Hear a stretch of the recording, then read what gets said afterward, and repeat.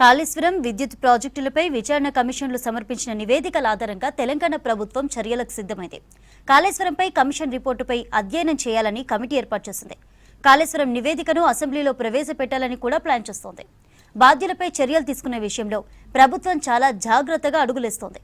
ఎలాంటి చట్టపరమైన సమస్యలు తలెత్తకుండా ముందుకు వెళ్లాలని నిర్ణయించింది.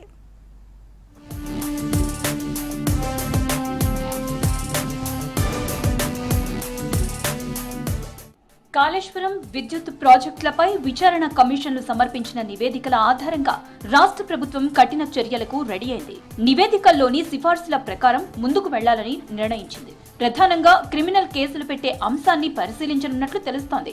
అవినీతి, అక్రమాలు, నిధుల గోల్మాల్ జరిగినట్లు నిర్ధారిస్తే ఏసీబీ వంటి సంస్థలతో కేసులు పెట్టాలని భావిస్తోంది. అవినీతిలో అధికారులు, ప్రజాప్రతినిధులు కూడా భాగమైతే ఎటువంటి చర్యలు తీసుకోవాలనే దానిపై రాష్ట్ర సర్కార్ అధ్యయనం చేస్తోంది. ఇప్పటికే విద్యుత్ కమిషన్ రిపోర్టుపై కేబినెట్ లో చర్చించినందున కాళేశ్వరం కమిషన్ రిపోర్టుపై చర్చించి నిర్ణయం తీసుకునేందుకు ఈ నెల 4న ప్రత్యేకంగా మంత్రివర్గ సమావేశాన్ని నిర్వహించనుంది.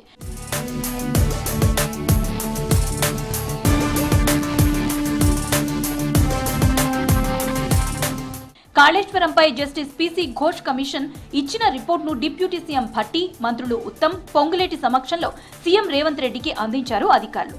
నీటిపారుదల శాఖ special secretary Prashant Patil, joint secretary Srinivas, CS Ramakrishna Rao ఇందులో పాల్గొన్నారు. కమిషన్ ఇచ్చిన రిపోర్ట్ ని అధ్యయనం చేసి పూర్తి సారాంశాన్ని తయారు చేసేందుకు ప్రభుత్వం ఓ కమిటీని నియమించింది.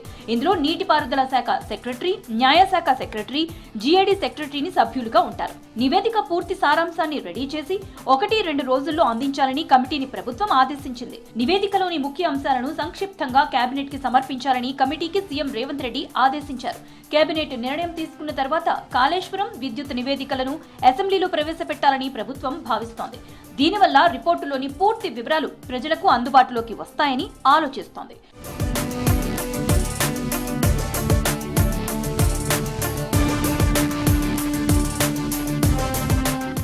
కాళేశ్వరం విద్యుత్ కమిషన్ల నివేదికలపై చర్యలు తీసుకునే విషయంలో రాష్ట్ర ప్రభుత్వం చాలా జాగ్రత్తగా వ్యవహరిస్తోంది.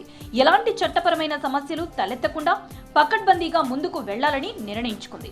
ఇందుకోసం కమిషన్ ఆఫ్ ఎంక్వైరీ యాక్ట్ 1952 ప్రకారం దేశంలోని ఇతర రాష్ట్రాలు ఎప్పుడెప్పుడు కమిషన్లు ఏర్పాటు చేశాయి, వాటి నివేదికలు, ఆ నివేదికలపై ఆ ప్రభుత్వాలు తీసుకున్న చర్యలు, అప్పుడు ఎదురైన న్యాయపరమైన చిక్కులు ఏంటనే దానిపై అధ్యయనం చేస్తోంది. నివేదికలను హైకోర్టు లేదా సుప్రీంకోర్టులో సవాల్ చేసే అవకాశం ఉండటంతో అత్యంత జాగ్రత్తగా ఉండాలని అధికారులకు సీఎం రేవంత్ రెడ్డి సూచించారు. నిపుణుల సలహాలు కూడా తీసుకుంటున్నారు.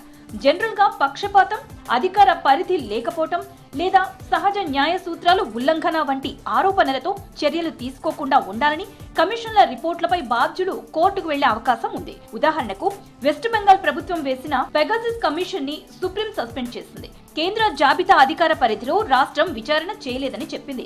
అయితే చాలా సందర్భాల్లో కోర్టులు కమిషన్ ఆఫ్ ఎంక్వైరీస్ యాక్ట్ 1952ను సమర్థించాయి. అందులో భాగంగానే అన్ని నివేదికలను క్షుణ్ణంగా పరిశీలించాలని, నిపుణుల సలహాలు కూడా తీసుకోవాలని, ఎక్కడ లీగల్ గా సమస్యలు రాకుండా చూడాలని రాష్ట్ర ప్రభుత్వం భావిస్తోంది.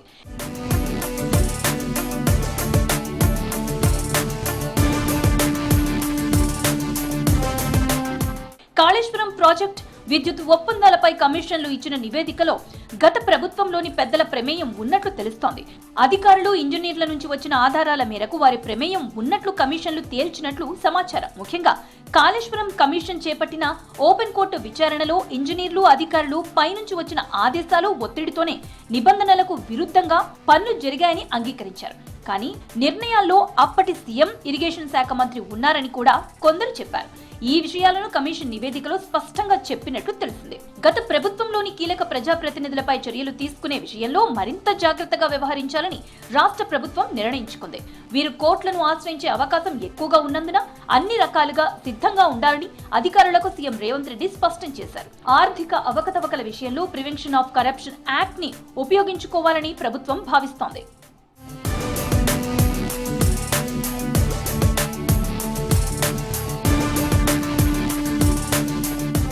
ఛత్తీస్గఢ్ నుంచి విద్యుత్ కొనుగోలు ఒప్పందాలు, పవర్ ప్లాంట్ నిర్మాణంలో జరిగిన అక్రమాలపై విచారణ కోసం రాష్ట్ర ప్రభుత్వం జస్టిస్ మదన్ బి లోకూర్ నేతృత్వంలో గతంలో కమిషన్ ని ఏర్పాటు చేసింది.